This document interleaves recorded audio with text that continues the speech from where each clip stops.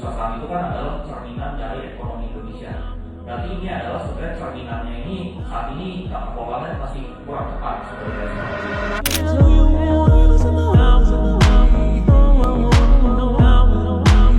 Masalah di MSCI lalu lembaga rating ya seperti Moody's.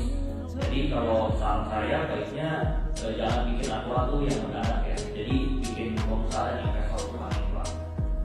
Karena penyebab fluktuasi ini sebenarnya pertama itu dari trust dari investor dan pengusaha yang trust. Nomor 2 itu perumahan rupiah.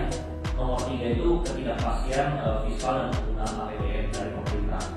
Nomor 4 rotasi dana global ini dia pindah ke pasar-pasar yang lebih menarik seperti misalnya Korea, Jepang, China seperti itu.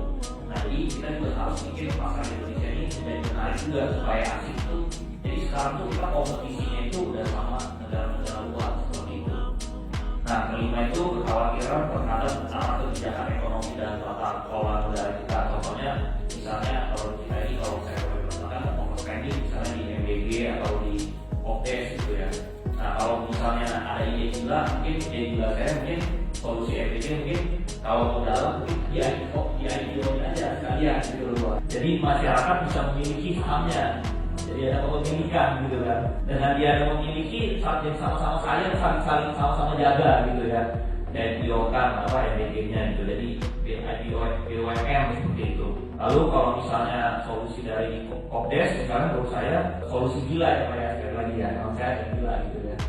Mungkin akuisisi aja saham yang sudah ada, misalnya atau kan udah jalan nih semuanya sudah sama sampai Merauke sudah ada. Ambil aja negara, ambil aja sahamnya berapa persen kan sudah langsung terdistribusi gitu. Jadi lebih efektif, lebih efisien dan lebih profesional seperti itu. Nah itu kalau solusi gila ya Pak ya.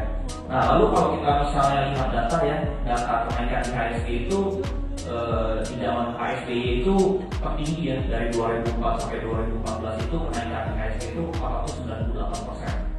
Itu menunjukkan bahwa di pemerintahan KSBY itu ekonomi Indonesia itu sangat stabil dan sangat bagus sekali. Nah itu luar biasa ya.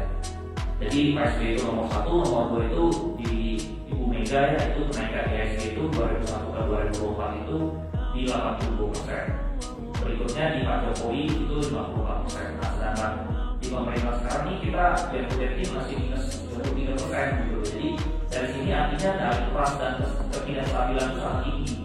Jadi sebenarnya pusat seperti yang tadi Pak Ibas sebutkan, pusat saham itu kan adalah cerminan dari ekonomi Indonesia. Berarti ini adalah sebenarnya cerminannya ini saat ini pengelolaannya masih kurang tepat sebenarnya seperti itu. Jadi menurut saya supaya pasar modal Indonesia bisa lebih bagus, menurut saya solusinya mungkin kepastian hukumnya harus jelas ya, nomor 1 ya. Contohnya misalnya dari aturan, kontrak, seperti kemarin 1 pintu, mungkin idenya bagus ya. Tapi mungkin jangan langsung gitu, mungkin boleh diimplementasikannya ya Januari 2027 gitu. Jadi semua nggak panik gitu. Jadi contohnya misalnya kayak kemarin ini ada berita bahwa yang pesan batu bara ini semua jadinya cancel karena mereka bingung, karena susah. Nah, contohnya misalnya yang udah pesan kontainer, udah pesan manufacturer kan akhirnya berantakan semua karena aturan baru ini gitu. Jadi semua panik gitu loh. Nah nomor 2 mungkin reformasi di pasar modal ya solusinya. Jadi misalnya saya setuju sama Pak Gemma tadi, contohnya misalnya pajak dividen dihilangkan.